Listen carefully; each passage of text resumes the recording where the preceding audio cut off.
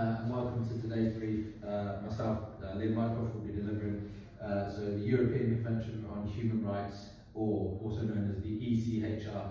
Okay, so this presentation will go through the roles of the ECHR in the UK, okay, how specific conventional rights, especially Article 2, protects human rights, how the ECHR shapes UK law, how certain articles interact with other ones, with one another, the impact of those rights on, we will also explore relevant recent UK human rights to give context on the Article 2. Okay, so the first slide. Okay, so as you can see, establish minimal human rights standard across members of states, okay, enforced by the European Court of Human Rights, okay, protect individuals from state outreach, okay, and then explain the Hearst UK prisoner voting rights. Okay, so to start with, it was created just after the Second World War, set minimal human rights standards across Europe. Okay, its purpose is to prevent absence of state power. Okay, includes unlawful killing, which obviously happened quite a lot in World War II, and unfair trials. Okay, the Europe Court of Human Rights, also known as the ECTHR, okay, in Strasbourg, in Germany, okay, explains the convention and hears cases when domestic breeds have been exhausted. Okay, so we'll move on to the Hearst v UK. Okay, well-known example is Hearst v UK, where the ECTHR ruled that UK's blanket ban on prisoners voting was unlawful because it violated Article 3, Protocol 1. Okay, so that's the first slide. Okay, second slide, moving on to Article 2, rights to life. So on there you've got protects the fundamental right to life, imposes negative and positive obligations on the state. Okay, explains Jordan the UK duty, conduct effective investigation. Okay, so negatives, duty, the state must not take life unlawfully. Possible duty, the state must actively protect life when it knows or it is a real immediate threat. Okay. Article 2 also requires an effective investigation when the state is impacted in a death. Okay, the key example is Jordan v the UK. Okay, where failures to properly investigate a death involving state agents were found to breach Article 2.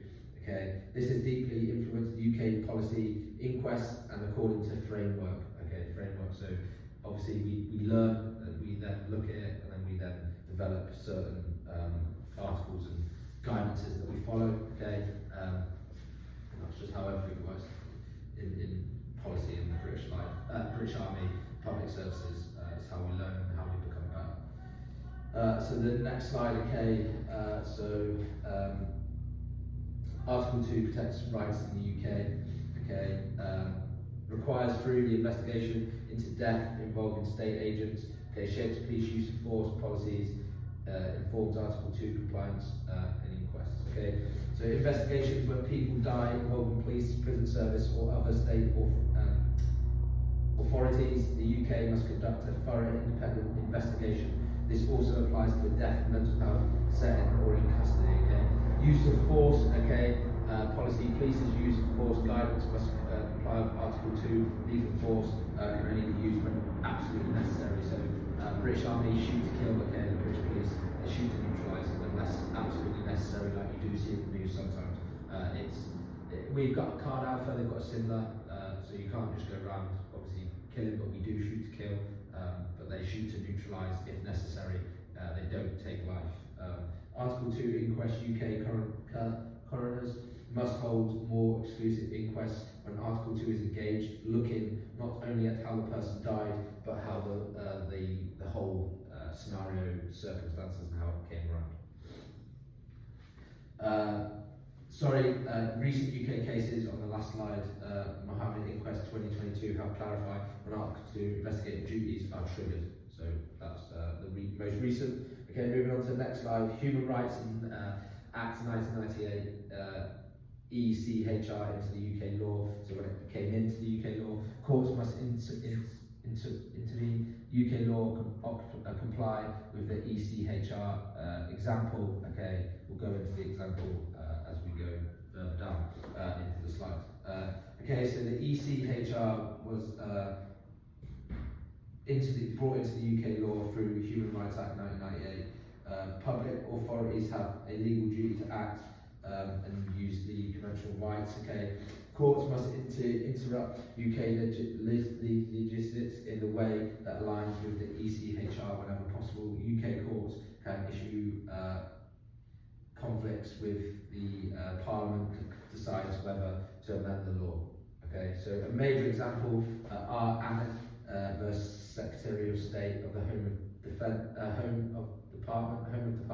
where the House of Lords held the UK had breached Article 2 by failing to carry out a proper investigation into a prisoner's death in custody. Okay, so that's probably one of the most recent articles. Okay, and then we'll change and move on. Moving on to the next one. Okay, so the interrelationship, Article 2 and Article 5. Okay, Article 2 protects of life. Article 5 protects of liberty and security. Okay, balance, safeguard life without unlawful decisions. Okay, Article 2 protects the life, where Article 5. So I've said that. Okay, so the rights often intertwine, if you like. Okay, for example, the state may defend individuals' mental health care and protect them from self-harm or from harming others. Okay, however, determined must always be lawful, necessary, and must be appropriate. The balance between protecting life, Article 2, and ensuring liberty, Article 5, is essential for ethics and lawful policing and mental health. Moving on to the next slide.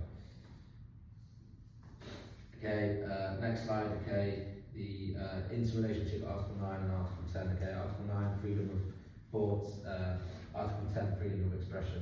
Expression of religion, belief must not harm rights of others. Okay, so Article 9 we've already covered, Article 10 we covered. Okay, so in the practice these rights support domestic by following individuals to express their opinions and beliefs. Okay, however, both articles are qualified rights and meaning they can restrict for protection of public safety, health, order, or the right of others. Okay.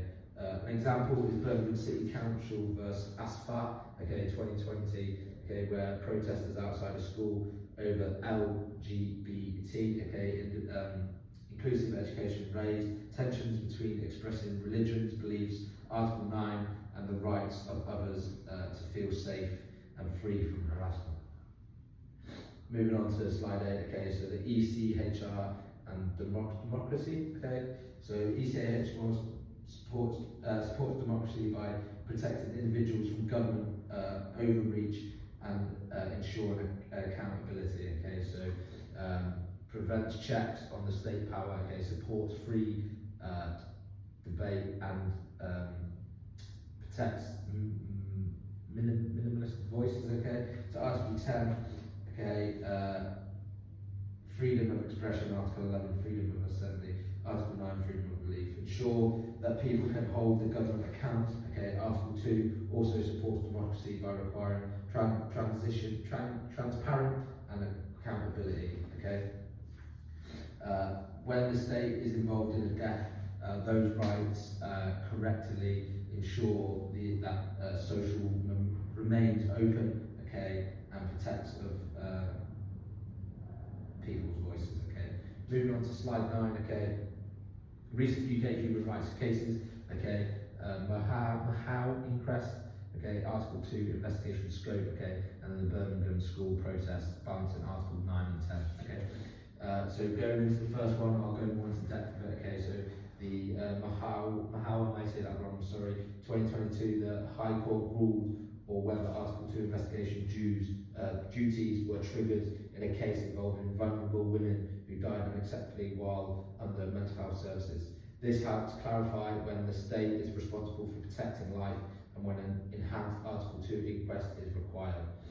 Okay, moving on to the second one that's on the slide, okay, Birmingham City Council versus ASFA, okay, 2022. We covered this earlier in the brief, okay. This case is the limits of protest rights around schools, balancing Article 9 and 10 with the need to prevent and protect children. It showed how courts balanced and compared conventional rights in complex community settings. Okay, moving on to the last slide. Okay, which is Article 10. Article 10. Okay, so Article 10. Article 10. Moving on to slide 10. Okay, conclusion references. Article 10.